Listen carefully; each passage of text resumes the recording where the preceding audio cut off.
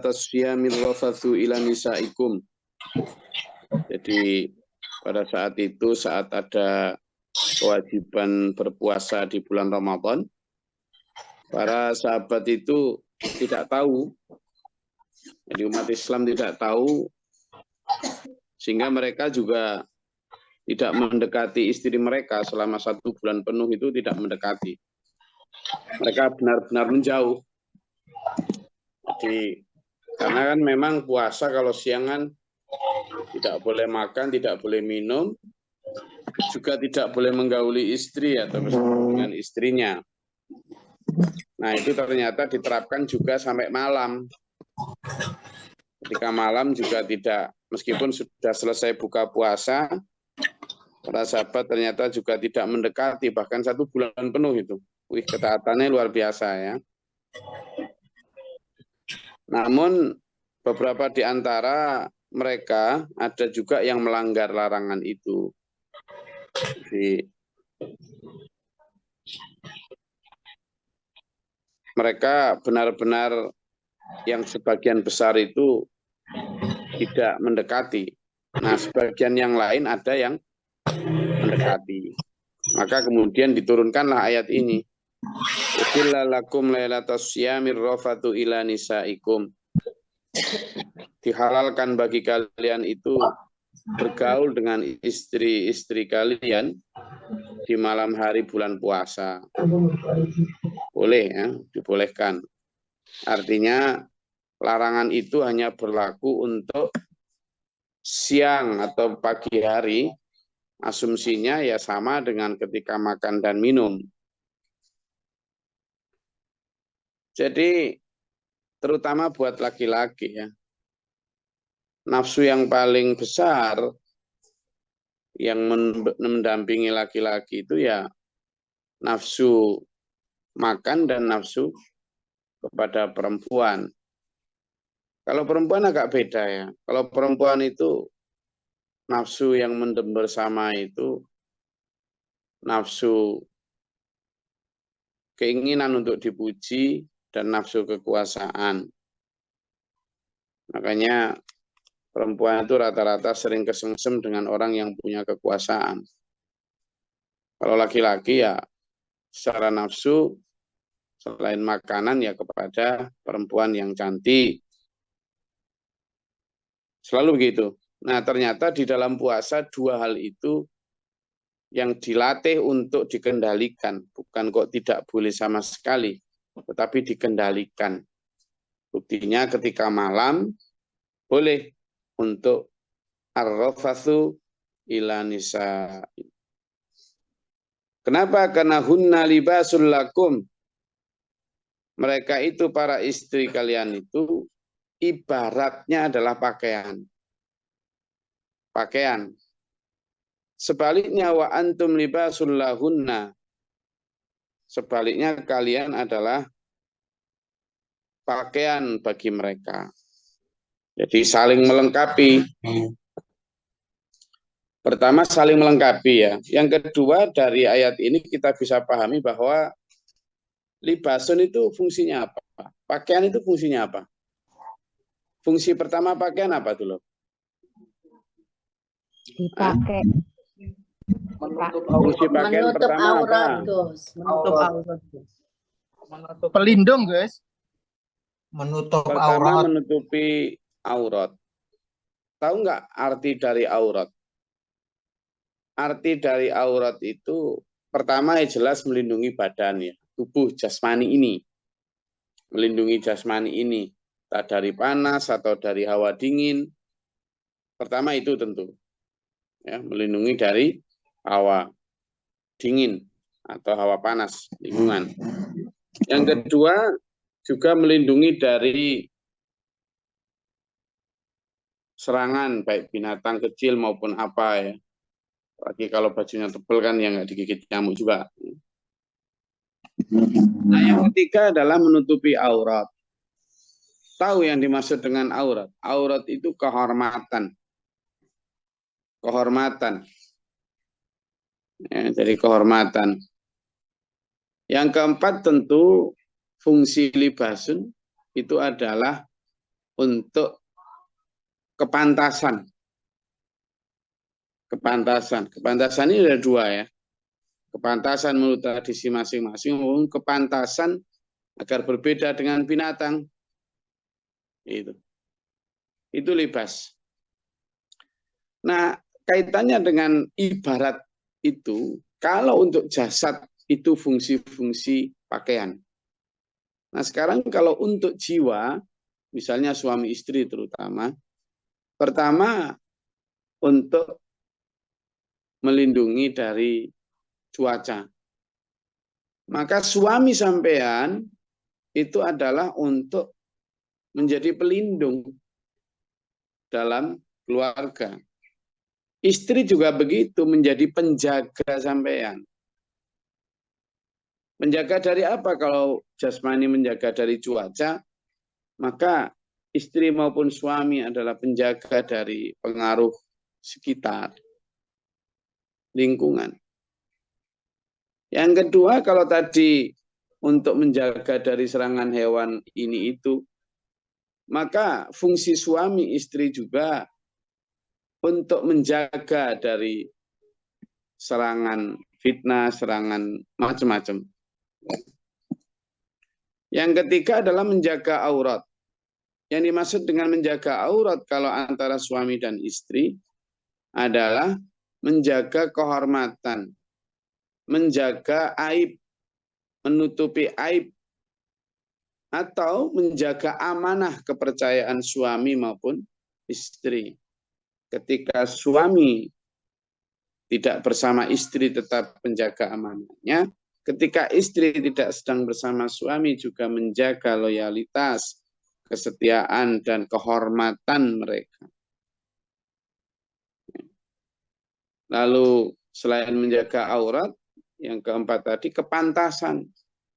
Jadi suami dan istri itu juga libasun dalam konteks untuk kepantasan. Tidak untuk pamer, tetapi memang ya demikianlah. Laki-laki membutuhkan perempuan, perempuan juga membutuhkan laki-laki. Tapi di atas semua itu, maka Allah berfirman,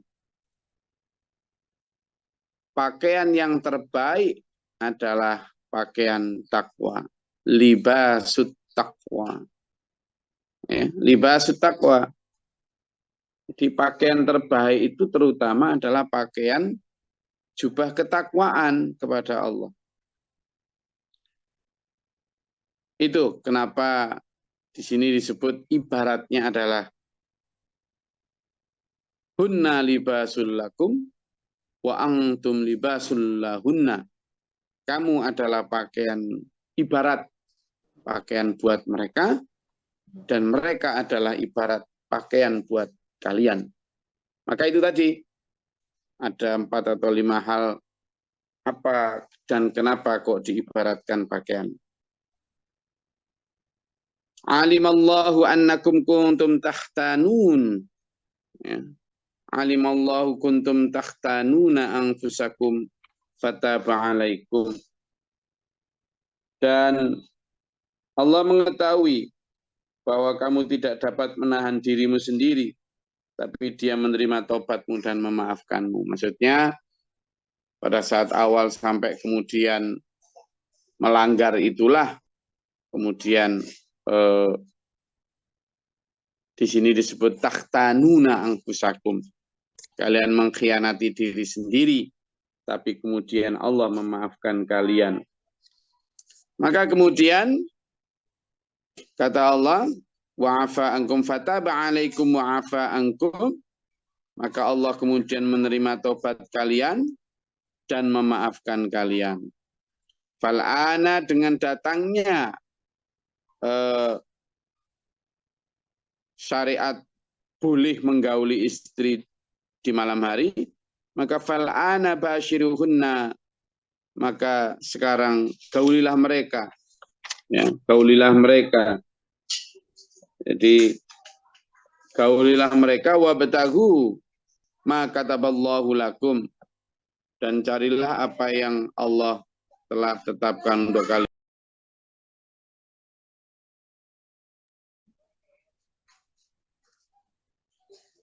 Wa kulu washrabu hatta yatabayyana lakumul khaytul abyadu minal khaytil aswadi minal fajr. Nah, lalu kapan batasan boleh makan minum? Kapan batasan boleh bergaul dengan suami atau istri?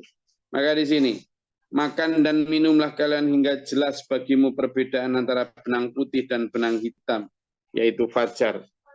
Nah, ini ada cerita lucu. Ketika ayat ini turun, itu sebagian para sahabat itu menyimpan benang putih dan benang hitam di bawah bantal mereka.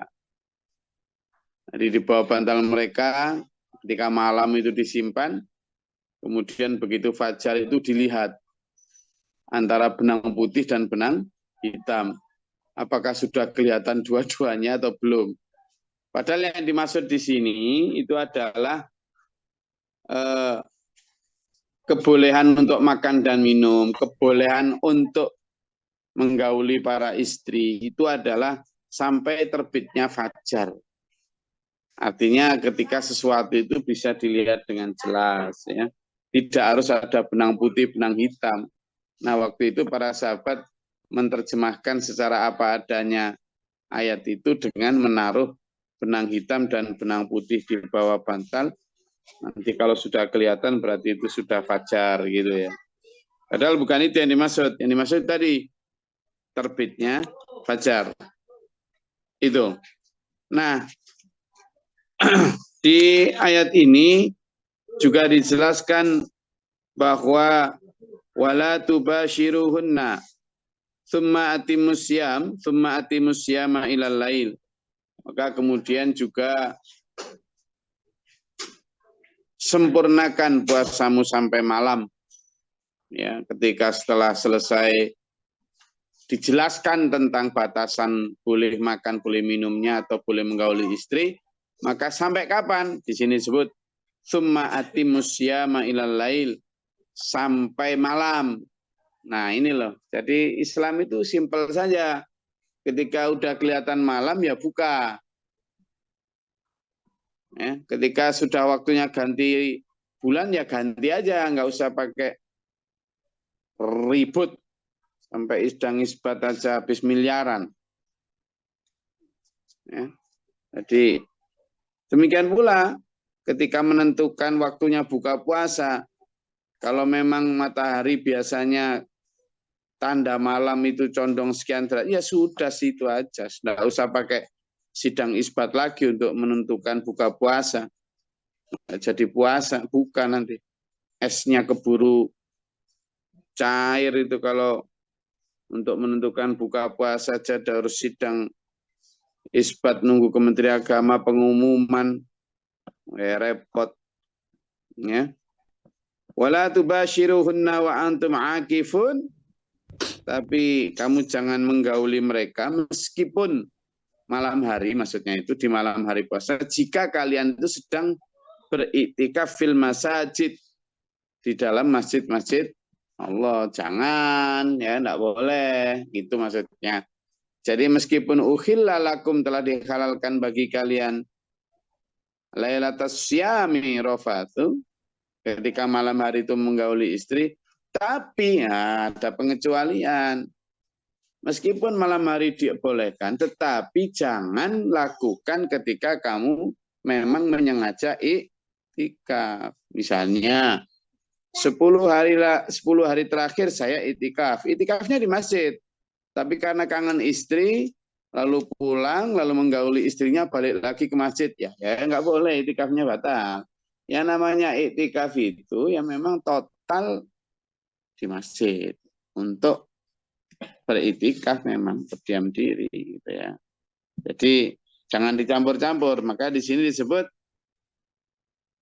wala tubashiruhunna wa antum akifuna fil masajid. Jangan engkau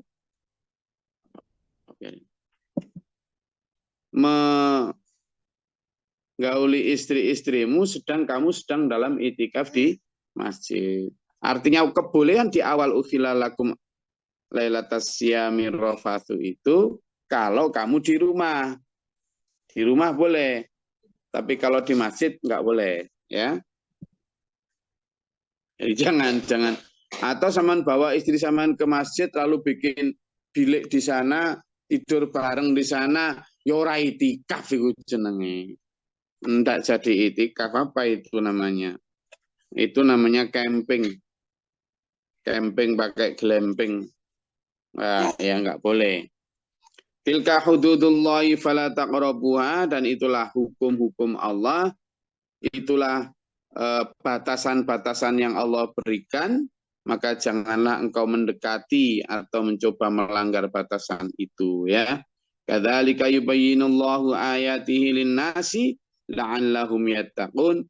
Begitulah Allah menjelaskan bagi manusia ayat-ayat Allah, firman-firman Allah, aturan Allah, batasan-batasannya Allah, agar kalian menjadi orang-orang yang bertakwa. Semua diterangkan kepada manusia agar manusia menjadi orang-orang yang bertakwa. Lagi-lagi di sini makna puasa atau fungsi puasa adalah agar bertakwa, Evra. Nah, ya, itu agar bertakwa. Oke, monggo kalau ada yang mau ditanyakan, silakan.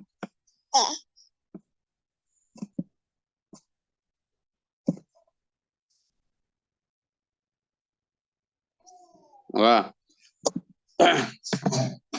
panjang ayatnya sampai ngantuk-ngantuk saya.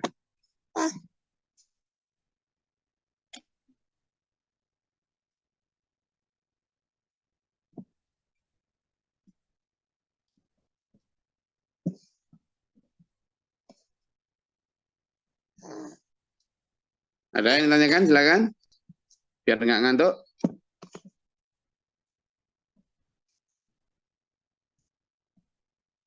Ini tentang bab puasa, ya.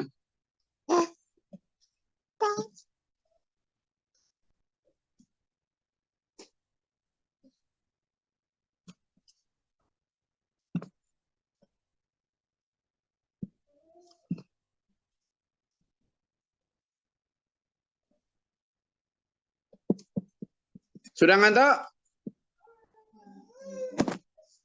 Kok kayaknya silent, khawatir jangan ini mikrofon dan kamera mati semuanya ngantuk, ini enggak jelas ini hari. Ayo sekarang absen aja dulu, absen. Puasa ngantuk? Insya Allah enggak, Gus. Oke, Pak Majukan, Kalimantan. Ngantuk enggak nih? Boten. Boten mbek melungket iki. Boten mbek melungket iki. Nanya Gus, Ya, silakan. ini Gus tentang berpuasa tadi, kalau misalnya kita habis misalnya kumpul sama suami gitu, misalnya tidur kesiangan gitu Gus, lupa Pak belum mandi, intinya belum hadas besar gitu. Gimana itu Gus, enggak apa-apa kalau Pernah terjadi di masa Rasulullah, berkumpul bersama istri dan suami di malam hari, kemudian sampai tertidur. Nah, tertidur sampai sudah subuh bangun, dia belum mandi, maka tidak apa-apa, bisa dilanjutkan puasanya, langsung mandi, jinabat, kemudian sholat, ya. Asalkan itu bukan kesengajaan, ya. Tapi kalau kesengajaan, ya makanya kalau bersetubuh itu jangan terlalu mendekati dini hari, nanti kecapean sampai tertidur. Ya, tapi enggak apa-apa, maksudnya itu enggak bolehnya itu artinya untuk menjaga supaya bisa tetap bangun di waktu yang tepat. Dan diusahakan memang sebaiknya begitu itu setelah melakukan hubungan suami istri ya langsung kemudian mandi, sehingga kalaupun tertidur itu tertidur dalam keadaan sudah bersih dari hadas besar. Itu memang begitu. Dingin Gus, ya disiram banyu dingin dulu, baru kemudian air hangat atau gimana. Tapi saya jarang pakai mandi air hangat itu, ya, hampir enggak pernah. Ribet nunggunya lama, digodokkan dulu lah. Nanti godokan dulu, suruh godok, kadang LPG-nya habis, waduh kelamaan. Tapi yang terpenting itu tadi, jadi memang lebih bagusnya itu setelah itu kemudian kewajiban jinabat itu lebih didahulukan supaya apa? Dan bagus juga ya ketika setelah seperti itu kemudian langsung mandi, kalaupun ya bisa istirahat tapi asalkan bisa memastikan menjaga bahwa tidak terbablas. Itu kenapa? Karena kalau kita tidur dalam keadaan punya hadas besar itu kurang bagus. Kenapa? Karena kalau kemudian bablas dipanggil Allah kan dipanggil Allah dalam keadaan hadas tuh ya enggak, bukan masalah dosa atau gimana, tapi kemudian kurang sempurna lah. Nah, maka kita upayakan ketika setelah melaksanakan sunnah berhubungan suami istri itu diutamakan bisa langsung beranjak ke kamar mandi, kemudian melaksanakan kewajiban untuk jinabat atau membersihkan diri dari hadas besar, keramas. Kalaupun lanjut tidur lagi, monggo, kalaupun dan sebagainya. Itu akan lebih bagus, sehingga kalaupun tertidur, sudah dalam keadaan bersih dari hadas. Oke. Izin Gus. Silakan Mas Ayu. Assalamualaikum warahmatullahi wabarakatuh. Salam. Mengenai batas sahur Gus. Jadi ada sebagian yang imsak masih bisa, ada yang bahkan di akhir azan itu masih boleh. Jadi itu nggak salah itu di salam. Terus kalau kita kan kalau begitu udah fajar kita udah nggak boleh. Ngapunten Gus, mohon penjelasan. Ya, jadi pada dasarnya imsak itu warning ya, warning. Kayak semacam sudah mau adzan ini gitu. Imsak itu tidak ada di masa Rasulullah. Terus tarhim itu ya, salawat tarhim itu salatu wassalamu alaih. Terus nanti diteriak, tidak ada. Di masa Rasulullah pakai itu tidak ada. Tapi di masa Rasulullah ada imsak itu artinya 10 menit menjelang batas adzan itu memang sudah di woro-woro, sebentar lagi udah inilah ya, sudah subuh gitu. Begitu adzan sudah tidak boleh. Tidak boleh ya, itu sudah batas awal kita berpuasa, artinya batas akhir ketika kita boleh makan, minum, dan lain sebagainya. Nah, sebenarnya fungsi imsak itu persiapan ya, misalnya kita habis makan, itu fungsi imsak itu sekedar memberikan waktu untuk kita bersih-bersih, segala macam gitu ya, sehingga pas adzan subuh tet itu sudah benar-benar bersih. Terutama kalau sampean habis makan daging, itu kan masih banyak selilit-selilit di sini. Kalau itu harus bersih betul, jangan sampai tersisa sampai pagi. Tapi kalau memang disisakan biar kalau pagi bisa enak, yang bumaneh. Jadi itu dibersihkan, terutama sampean punya waktu untuk imsak itu pada saat itu untuk membersihkan sikat gigi, atau ya tadi misalnya ditanyakan oleh Bu Mufi tadi, kalau kita belum mandi dan lain sebagainya, maka itu kesempatan untuk mandi dan lain sebagainya.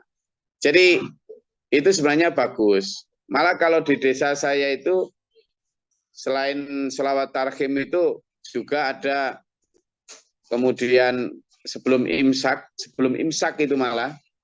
Jadi kalau misalnya subuh itu jam 4 pagi ya, atau jam 5 tet gitu ya, maka imsak itu kan jam 4.50 gitu ya.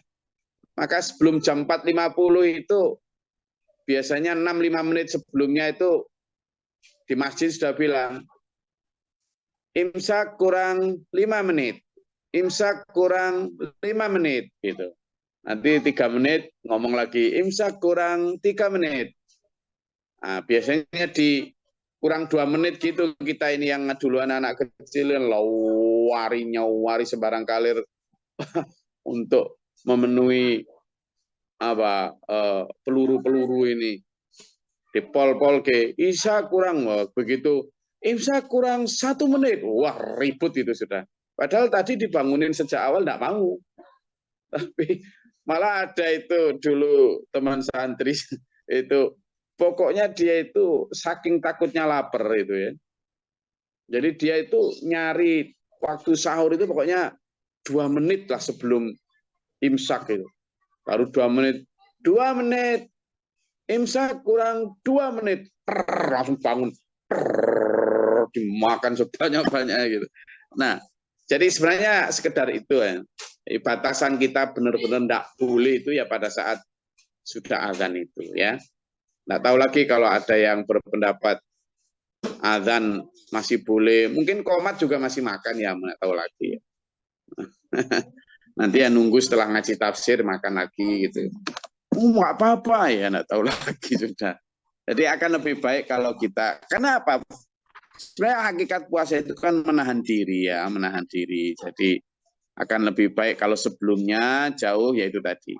Tapi kalau imsak masih boleh ya sebagian. Tapi kalau saya sendiri memilih daripada ini sebelum fajar itu imsak itu saya sudah enggak makan apa-apa ya, karena mending dipakai untuk sholat fajar. Karena rakaatul fajr khair minad dunya wa ma fiha. Jadi saya lebih mengejar kami ya, saya ajak juga dulur-dulur semua untuk lebih mengejar untuk pahala sholat fajar itu daripada masih makan minum lah, yang ngapain sebelum-sebelumnya sudah dikasih segitu banyak. Jadi kalau bisa memang sebelum sholawat tarhim itu kita sudah selesai semuanya, itu akan lebih bagus. Sehingga pada saat tarhim itu adalah waktu-waktu yang paling makbul untuk bermunajat minta kepada Allah. Jadi daripada kita memperdebatkan masih boleh, ya jangan makan lah, ya mending berdoa lah. Mending benar-benar saat itu kita memanfaatkan untuk mendekat kepada Allah. Jelas nggak? Jelas. Mas Bayu tadi sudah jelas? Siap, Gus. Alhamdulillah. Apa Mas Saiful? Izin Gus, mekanisme iktikaf menurut sunnah gimana Gus ya? Jadi pada masa itu Rasulullah kalau iktikaf itu ya di dalam masjid ya, di dalam masjid. Kemudian dia tidak melakukan apa-apa. Sebenarnya iktikaf itu kan berdiam diri artinya ya, berdiam diri. Jadi tidak ada satu amalan tertentu yang harus dilakukan gitu. Rasulullah rata-rata ketika iktikaf itu ya berdiam di masjid dan berzikir, tidak ada kegiatan-kegiatan lain. Nah, tetapi kadang ya ada para sahabat atau anak yang datang kemudian untuk berdiskusi tentang agama. Maka kita pun boleh pada saat iktikaf itu kemudian masih ngaji atau apa, yang intinya hanya urusan ibadah ya. Nah, kalau memang sengaja iktikaf maka ya tidak boleh pulang ke rumah. Ya, dia kalaupun keluar dari masjid ya sekedar untuk keperluan-keperluan buang hajat atau mandi, minum dan sebagainya. Tapi kalau selain itu tidak boleh ya. Juga yang kedua juga tadi itu la taqrabu. Nah, itu tidak boleh mendekati istri, tidak boleh ini. Rasulullah karena memang rumahnya itu imaman itu langsung pintunya itu connecting dengan kamar beliau. Ya, jadi misalnya di sini imaman gitu. Ya, ini imaman, maka pintu di sebelah kiri itu langsung kepada kamar beliau, sehingga ketika rambut beliau misalnya kotor gitu, biasanya Aisyah yang akan membersihkan. Dengan cara gimana? Beliau tidak keluar dari masjid, hanya kepalanya saja yang beliau keluar gini, lalu oleh Aisyah dari dalam itu dibersihkan. Itu pernah ada hadis begitu. Artinya memang benar-benar menjaga. Rasulullah biasanya kalau iktikaf itu sebulan penuh ya. Sebulan penuh, 29 hari itu. Pernah juga waktu 29 hari Rasulullah sudah kembali, kemudian ditanya, Rasulullah kan belum selesai, kenapa engkau turun? Memang zaman itu orang tanya begitu nggak pakai sungkan ya. Maka dijawab Rasulullah, oh bulan ini memang 29 hari, jadi besok sudah bisa hari raya. Nah, yang demikian ini memberi kita gambaran sebenarnya iktikaf itu adalah memang full kita di masjid dan tidak boleh melakukan kontak dalam arti suami istri dan sebagainya. Tapi kalau sekedar makan, minum, apa boleh. Jelas ya? Untuk waktunya, Gus, waktu lamanya. Ya itu tadi saya bilang, kalau Rasulullah sudah saya sampaikan, Rasulullah biasanya full penuh biasanya.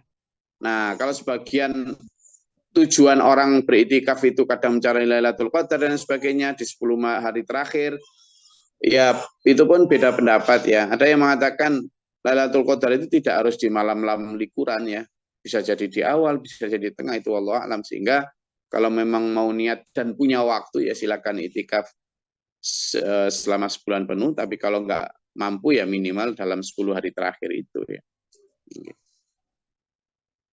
Tapi kalau pas itikaf memang nggak boleh ngecek mobil ya, jadi Ya, kalau maksudnya kalau itikaf terus masih buka marketplace gitu ya nggak jadi itikaf nanti. Gitu. Bisa dimengerti Pak Jo?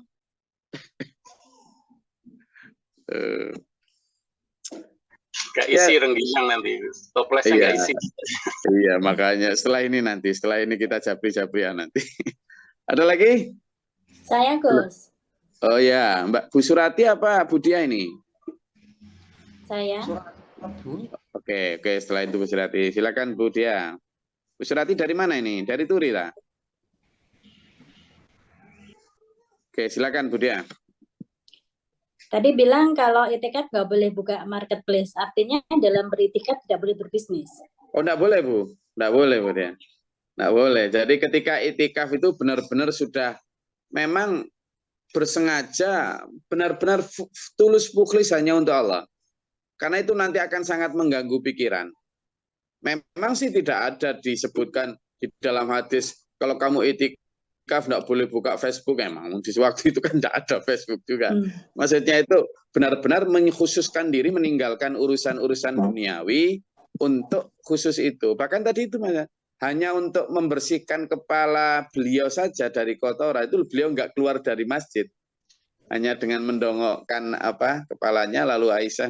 Jadi benar-benar itu, makanya tidak semua orang mampu loh, tidak semua orang mampu.